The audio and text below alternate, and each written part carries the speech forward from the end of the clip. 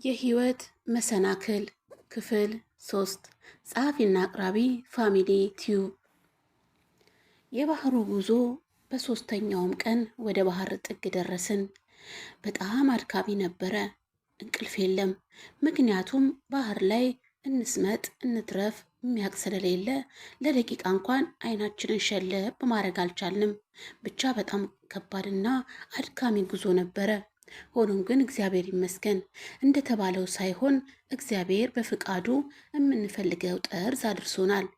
ከባህሩም ከወረድን በኋላ ሌላኛው አካል ተቀብሎን ወደ መኪና ላይ እንድንወጣ ታዘዝን። መኪና ላይም ከወጣን በኋላ ከ3 ወይም ከ4 ሰዓት ጉዞ በኋላ አንዲት አካባቢ ደረስን። ብቻ ምን ልበላችሁ፣ በረሃው ጭው ያለ ነው። በጣም ያስፈራል። ብዙ ጓዶቻችንን በየመንገዱ ጥለናል። ምን ይደረጋል፣ ህይወት እንደዚህ ናት። እግዚአብሔር የፈቀደው ነው የሚሆነው። ብቻ ምን ልበላችሁ፣ እዛው ልክ እንደ እንትን ጫር ጫር አርገን አፈር እያለበስን ብዙዎቻቸውን ጥለን መተናል። ብዙ ወላጅ ልጄ ተሰርቶ እኔንም ቤተሰብ ሀገርን ይቀይራል ያለ ወጣት በየበረሃ ላይ አጥንቱ ደሙ ፈሶ ሲገኝ በጣም ያሳዝናል። ብዙ ወጣት ሴቶች፣ ወንዶች እዛ ቀሩ። ብቻ የተወሰነው እኛ የታሰበልን ቦታ ደርሰን ጉዟችንን ቀጥለናል። ከመኪ 3 ሰዓትና ከ4 ሰዓት ጉዞ በኋላ እንደነገርኳችሁ አንዲት አካባቢ ደረስን። አካባቢው ላይም ስንደርስ ብዙ ሰዎች አሉ። ወደ እነሱ እንድንቀላቀል ታዘዝን። የኢትዮጵያን ዜጋ ብቻ የተለያዩ ዜጎች ሁሉም ዜጎቻቸው ቁጭ ብለው ተሰባስበው ወሬያቸውን ያወራሉ። እኛም ወደ ተዘጋጀልን ስፍራ አብረን ተቀላቀልና አረፍ አልን። ጓዴ ስልፍልፍ ብላ ስትወድቅ እንደ አጋጣሚ ከወዲያ አንድ ወጣት እየሮጠ መጥቶ ውሃ ቀበለን።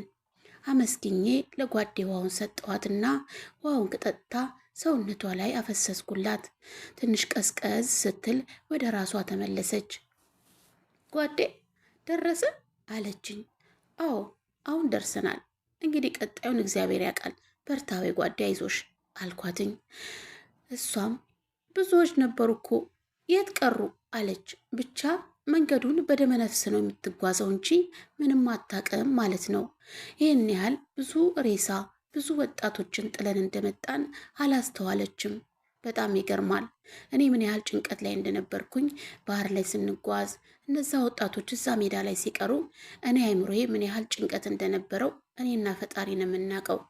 ጓዴ ግን ይህንን ሁሉ አታውቅም። ይህን ሁሉ አልተመለከተችም። ምክንያቱም በበደመ ነፍስ ነው ስትጓዝ የነበረው ለካ። አዎ ጓዴ ብዙዎቹን ጥለን መጣን። ብቻ ምን ታረጊዋለሽ፣ እኛ የተረፍነው እዚህ ደርሰናል አልኳትኝና ከዛ በኋላም አንድች ወጣት ወደ እኛ መጣችና ኢትዮጵያ ናችሁ አለችን። አዎ አልናት። አይዟችሁ ብላ የሆነ ምግብ ልታመጣልን ወደ ውስጥ ገባች። ሩዝ ነገር ነው ይዛልን መታ። እንግዲህ ተቀማመስን ለሁለት። ሌሎቹም ሁሉም በየፊናቸው ምግብ ተሰጥቷቸው እየተመገቡ ነው ያሉት። ህይወት እንደዚህ ናት። የሚገርመው የራሳችን የምንለው ሰው መሀል ስለተቀላቀልን ደስታ ተሰምቶናል። የዛን ቀንም ወደ ማረፊያ በውስጥ የተዘጋጀልን ክፍል ገብተን ሁላችንም አረፍ አለን። ልክ የለቅሶ ቤት እንትን ይመስላል። ሁሉም ፍራሹ ላይ ተቀምጦ ሁሉም ወጉን ያወጋል። በጣም ይገርማል ብዬ ራሴን አሰብኩኝ። በስተመጨረሻ እንቅልፍ ሸለብ አደረገኝ። ምክንያቱም ለ3 ቀን እንቅልፍ የሚባል ባይኔ አልዞረም። በጣም ደክሞኛል። ሰውነቴም ዝሏል። ሰውነቴን አረፍ ካረኩ በኋላ እንቅልፍ ይዞኝ ሄደ። ጠዋት ላይ ነበር የነቃሁትኝ። ሁሉም ጠዋት ተነስቶ ፊታቸውን ከተጣጠቡ በኋላ የሚቀማመስ ነገር ማዘገጃጀት ጀመሩ። ሁላችንም የሚበላ ነገር ከተዘገጃጀ በኋላ ሰብሰብ ብለን አንድ ቦታ ተቀመጥን። ብቻ ያለው ሁኔታ በጣም ደስ ይላል። የተለያዩ ዜጋዎች ነው ያሉት፣ ግን ፍቅራቸው ደስ ይላል። አንዱ ለአንዱ ይተሳሰባል፣ አንዱ ለአንዱ ይረዳዳል። በጣም ገረመኝ። ህይወት ብዙ ነገሮችን ታሳይሃለች። በየትኛውም አቅጣጫ ብትጓዝ ህይወት እንደዚህ ናት። እናምላችኋለሁ። ቁርሳችንን ከተበላላን በኋላ አንድ ወጣት መጥቶ ሁላችንም ምግባችንን እንደጨረሰን ጥያቄ ያቀረበ። ምግራችንን እንደበላን ስንነግረው አካባቢውን አጸዳዱ ብሎ ትእዛዝ ሰጥቶ ሄደ። ግማሻችን ሽንት ቤት፣ ግማሻችን ክፍላችንን፣ ግማሻችን ግቢውን፣ ሁላችንም እርስ በርስ በመተጋገዝ ስራችንን የታዘዝነውን ጨራረስን። በዚህ አጋጣሚ ወደ ቢሮ እንድንሄድ ታዘዝን። ወደ 10 ልጆች ይዘውን ሄዱ። እዛም ከደረስን በኋላ ቢሮውን አጸዳዳንና የተዘጋጀልን ቦታ አረፍ አልን። ብቻ ምን ልበላችሁ፣ ማን መቶ ይወስደን ይሆን? የት ቤት እንሄድ ይሆን? ክፉ ናቸው ደግ እያልን ማውጣት ማውረድ ጀመርን።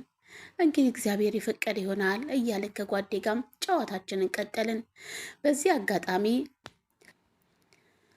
አብራን ከነበረችው አንዲት ልጅ ተጠራች። ከቢሮ የምትሰራው ልጅ መታ ወሰደቻትና ሰው እንደተገኘላት እንደናም እንደተነጋገሩ ከጨረሱ በኋላ ከዚህም በኋላ ሻንጣዋን መታ ወሰደች። እኛም እግዚአብሔር ይቅናሽ፣ በሄድሽበት ሁሉ እግዚአብሔር ይከተልሽ ብለን መርቀን ሸኘናት። አዎ እግዚአብሔር ከፊታችን ይቅደም እንጂ እኛ ጋር ያለንበት ዘመድ የለ ወገን የለ ምንም የሌለን ብቸኞች ስለሆንን ከፈጣሪ ውጪ ይዘነው የምንሄደው የለም። እኛም ፈጣሪን እንዲከተላ ጸሎት አድርገን ሸኘናት። እሷም ወደ ስራዋ አመራች። እኛም እንግዲህ ተራችን እየጠበቅን እንገኛለን። በዚህም አጋጣሚ አንድ ምዛ ለ3 ወር የተቀመጠች ልጅ አጠገባችን ነበረችና ያለውን ነገር አጫወተችን። እዚህ 3 ዓመት እንደሆናትና የተለያዩ ቤቶች እንደሰራች እየሄደችም 2 ወር 3 ወር እየሰራች እንደምትመለስ ነገረችን። ምክንያቱ ምን እንደሆነም ጠየቅናት። ምክንያቱ ያው አንዳንዴ ሰዎቹ ሲከፉ፣ አንዳንዴ ደግሞ ለ2 ወር ወይ ለ3 ወር ያሰሩና የኮንትራት ሰራተኛ እያመጡ እንደሚመልሷት ነገረችን። በጣም ከባድ ነው ብዬ አሰብኩኝ። ምክንያቱም ብዙ ዓመታትን በዚህ ዕድሜ ውስጥ ማሳለፍ አለምንም ገንዘብ በጣም ከባድ ነው። እና ቤተሰቦችን ትረጃለሽ ብዬ ጥያቄ ያቀረብኩላት። ያው አንድ ልጅ አለኝ፣ በቻልኩት መጠን በ2 ወርም በ3 ወርም ያገኘዋትን እልካለሁ አለች። በጣም ጎበዝ ልጅ ካለሽ ደግሞ እግዚአብሔር ይመስገን አንቺ ብርቱ ትሆኛለሽ፣ ምክንያቱም ለልጅሽ ስትኝ ትኖሪያለሽ ብዬ አልኳትኝ። አዎ የምኖረው ለልጄ ነው፣ አንድ ልጅ ነው ያለኝ። እንግዲህ ያው ለ2 ዓመት ብዬ መጥቼ ይኸው 3 ዓመቴን ጨረስኩኝ አለች። አዎ በእርግጥ እግዚአብሔር የፈቀደው ነው የሚሆነው፣ እኛ ባሰብነውማ መች ይሆናል ብለሽ አልኳትኝ። አዎ እውነት ነው፣ እኛ ባሰብነው አይሆንም። እኛ ከገጠር ስንወጣ ተምረን ሀገር፣ ቤተሰብ፣ ዘመድ እንቀይራለን ብለ ያሰብን አይደለም አሁን እዚህ ጋር የተገኘ ነው ብዬ ከራሴ ጋር ጨዋታ ጀመርኩኝ። በዚህም አጋጣሚ እንደ አንዲት የቢሮ ሰራተኛ ወደ ቢሮአችን መጣች።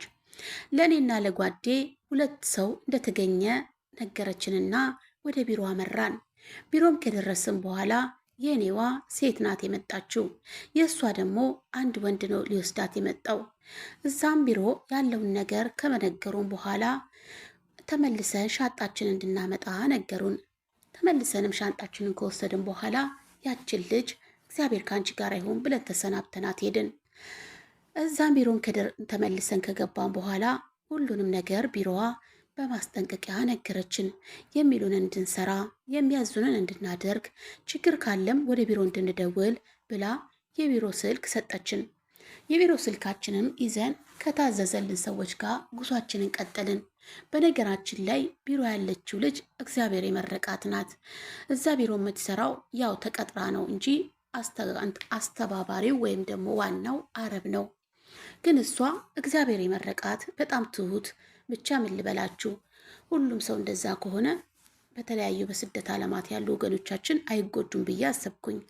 የቢሮንም ስልክ ተቀብለን ወደ ተዘጋጀልን ስራ አመራን። የተዘጋጀልኝም ስራ ቦታ ስደርስ ሴትዮዬ አንድ ልጅ ነው ያላት። ባለቤቷ በብዙ ጊዜ አይመጣም ወደ ቤት፣ ማለቴ ሌላ ሀገር ለስራ ሄዶ ከብዙ ወራቶች በኋላ ተመልሶ ይመጣል፣ እንደገና ይሄዳል። እንደዛ ነው የሚሰራው። እና ምላችኋለሁ ወደ ተዘጋጀልኝ ክፍል እንዳመራ ነገረችኝና የሆነ ልብስ አምጥታ ሻወር እንድወስድ አዘዘችኝ።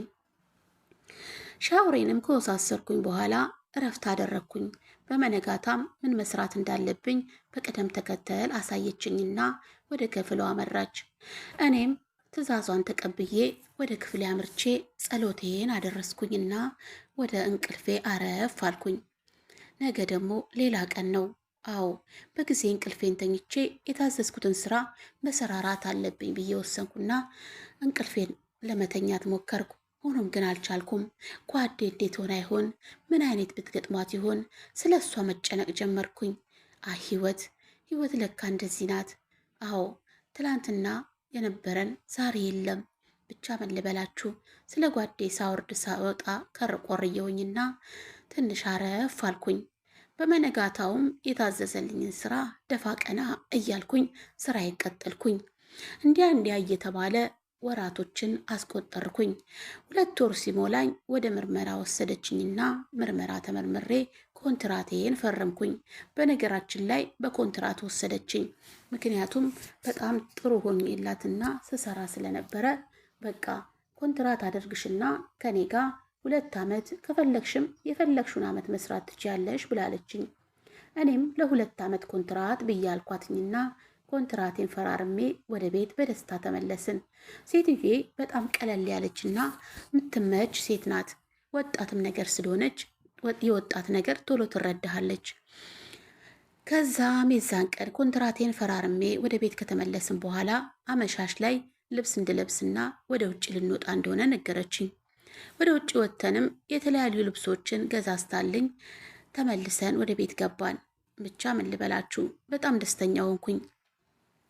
ስልክም እንድትገዛልኝ መነገርኳትና ስልክም ገዝታ መጣችልኝ።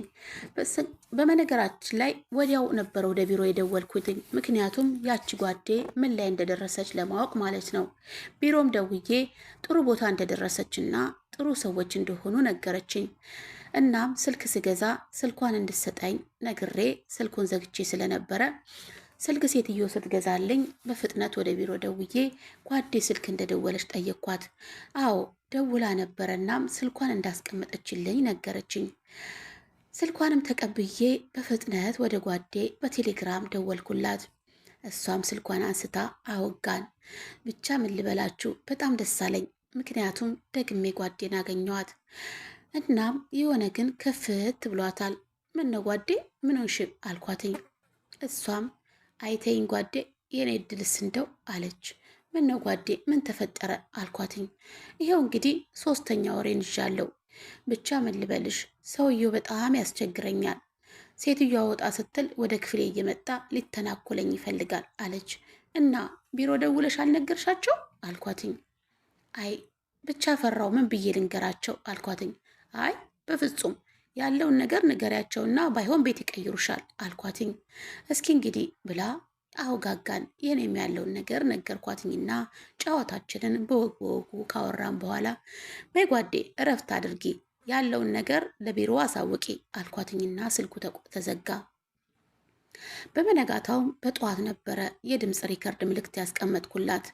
እሷም ያው እንደተለመደ እንደሆነ ነው የነገረችኝ። እኔም ወደ ቢሮ ደውዬ ራሴ ለዛሽ ለልጅ አሳወቅኳትኝ። እሷም ወደ ሰውየው ደውላ በፍጥነት እንድትመልሳት ነገረችው። ምክንያቱም በቃ ያለውን ነገር እንደሰማችና ነገሮችን እንዳልተስተካከሉላት እንደነገረቻት ስታሳውቀው እሱም በቁጣ ነበር የተናገረው። ምንም ነገር እንዳልተፈጠረና ውሸቷን እንደሆነ ተናገረ። በዚህ መሃልም ወደ እሷ ስልኩን ይዞ መጥቶ እንድታወራ አደረጋት። በምልክትም ያስፈራራት ነበረ። እሷም ያው ቋንቋውን ስለማያውቅ ያለውን ነገር ለቢሮ በደንብ ነገረቻት። አቅጣጫውንም እንድትልክላትና መታ እንደምትወስዳት ነገረቻትና መታ ከቢዛዊ ሰው አወጣቻት። ብቻ እግዚአብሔርን አመስግኜ ከዛ እንደወጣች ደስ ስላለኝ ሌላ እንግዲህ ምክንያት እንድትፈልግ ነገርኳትኝ። ምክንያትም ፈልጋ ለቢሮዋ እንደነገረቻት ሳታቅ ወደ ውጪ ልትወጣ እንደሆነ ነግራ ቢሮ በር ላይ ጠብቆ መኪናው ወሰዳት። ከዚህ በኋላ ሰውየው ሲደውል በቃ መታው እንደወሰዷትና አንተ ጥሩ ሰው እንዳልሆንክ ነገረችው። በነገራችን ላይ ሰውየው ብቻውን አይደለም የሚኖረው፣ እናትየው አብራቸው ነው የምትኖረው። እናትየው መስማት የተሳናትና ትንሽ በሽተኛ ነገር ስለሆነች ምንም የሚፈጠረውን ነገር የምታውቀው ታሪክ የለም። ይህ ወጣትም ያንን ተጠቅሞ ነው ይህንን ድርጊት ሊፈጽም የሚታገላት ያችን ጓዴን። እናም እላችኋለሁ ወደ ቢሮ ከተመለሰች በኋላ እንግዲህ ሌላ እድል እየጠበቀች ቁጭ ብላለች። እንግዲህ እኔም እግዚአብሔር ከአንቺ ጋር ይሁን ብዬ ከስልኩን ከዘጋው በኋላ ሴትዮ የሰጠራኝ ወደ ትዕዛዜ አመራሁኝ። ሰላም ጤና ይስጥልን ውድና የተከበራችሁ የፋሚሊ ቲዩብ ቤተሰቦች በያላችሁበት ሰላማችሁ ብዝት ይበል። እንግዲህ ክፍል 3ን እንደተከታተላችሁት ይሄን ይመስል ነበረ። ለቻናላችን አዲስ የሆናችሁ ላይክ፣ ሰብስክራይብ ማድረግ ቤተሰብ ሁኑ። ቤተሰብ የሆናችሁ ደግሞ የተለመደው ትብብራችሁን እንድታካፍሉን በማለት ሀሳብ አስተያየቶችን በኮመንታችሁ ላይ አስቀምጡልን በማለት ዛሬም የዘወትር ትብብራችሁን እንጠይቃለን። ኢትዮጵያ ሀገራችን ሰላም ያርግልን። አሜን።